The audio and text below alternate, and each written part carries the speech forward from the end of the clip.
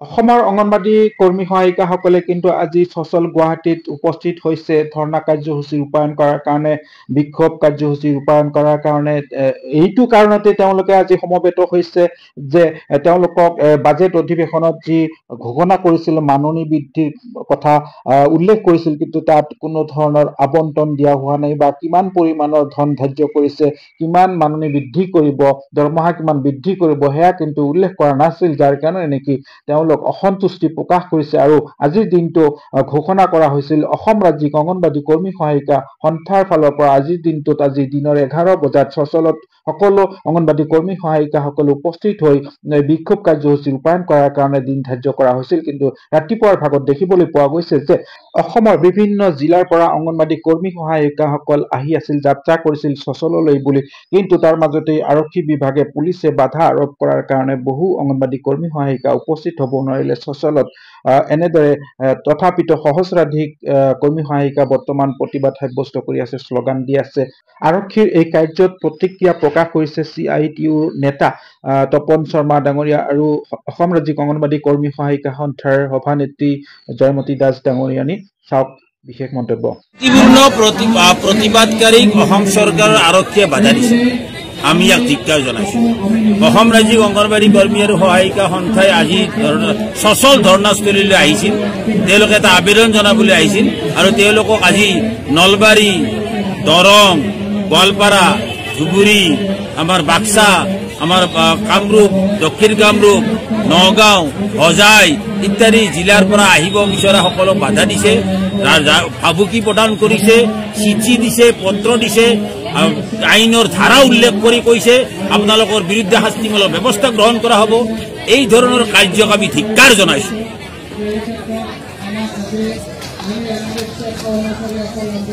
আমি আজি যোৱাকালিৰ পৰা আমাৰ এই যি কাৰ্যসূচী ধৰ্ণাস্থলীত আমি অনুষ্ঠিত আমি কৰিছিলো, এই কাৰ্যসূচীৰ কাৰণে অহাৰ কাৰণে আমাক যোৱা ৰাতিৰ পৰা অসমৰ পুলিচ প্ৰশাসনে এনেকুৱা ধৰণৰ আমাক মানে আৰম্ভ কৰিছে যে আমি কিমান যাম মানুহ, আমি ক'ৰ পৰা যাম, কেইখন গাড়ী যাব, আমাৰ কি ইউনিফৰ্ম আছে, এনেকুৱা ধৰণৰ কথা বতৰা কৈ ৰাতি 2টা বজালৈকে প্ৰশাসনে আমাক DSP, OC আমাক ফোন কৰি মানে হাৰাশাস্তি কৰিছে।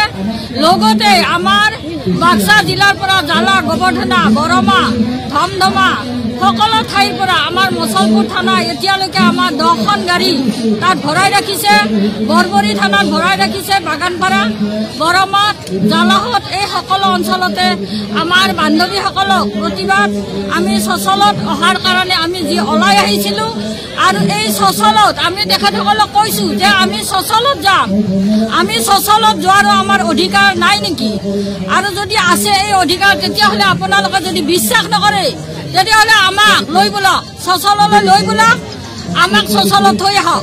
এই সকলোবিলাক তেখেতসকলক কোৱা হৈছে, তেখেতসকলে কৈছে যে আমি নোৱাৰোঁ, এইটো হৈছে মিনিষ্টাৰৰ অৰ্ডাৰ।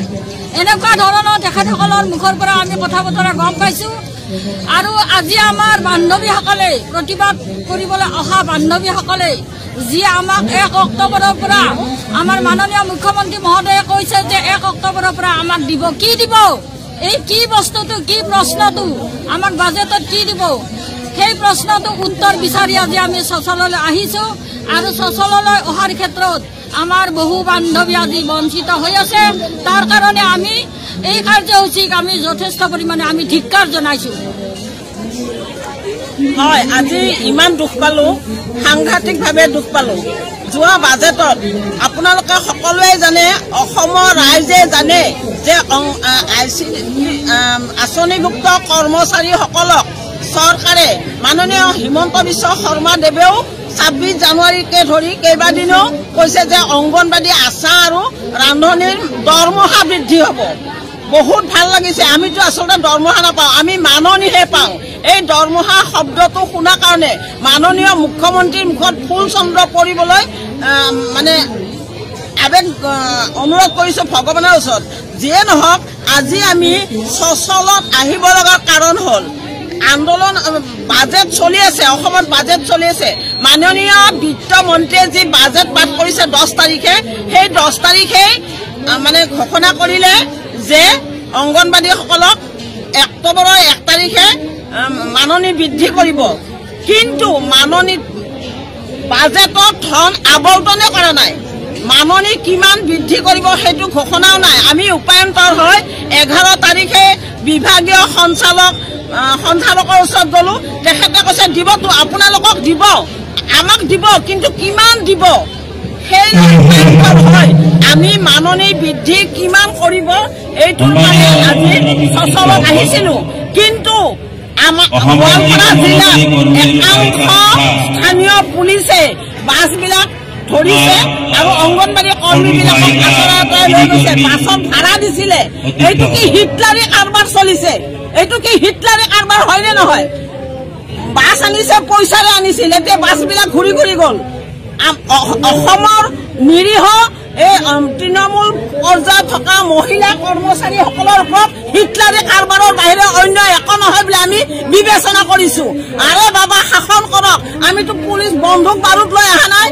আমি সুস্থ অংগনবাড়ীয়ে সচলৰ পৰা দিছপুৰলৈ চিঞৰি কম যে চলিত বিধানসভাৰ বাজেটতে অংগনবাড়ী কৰ্মী সহায়িকাক আপোনালোকে কিমান ধন দিব সেইটো ধাৰ্য কৰক, আবণ্টন কৰক। বাজেটত কিমান ধন দিব ঘোষণা কৰক।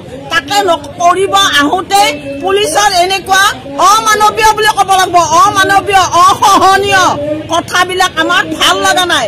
আমি গণতন্ত্ৰ দেশৰ নাগৰিক। আমি কোনো বন্দুক বাৰুদ লৈ যুদ্ধ কৰিব অহা নাই। আমি খালি এখন স্মাৰক পত্ৰ মুখ্যমন্ত্ৰীক দিবলৈ আহিছো। সেয়াই আমাৰ অপৰাধ। সেইকাৰণে আমাৰ ওপৰত হিটলাৰী শাসন চলাই দিলে। ধন্যবাদ। আৰু বহুত ক'ব লগা আছে, পিছত কম।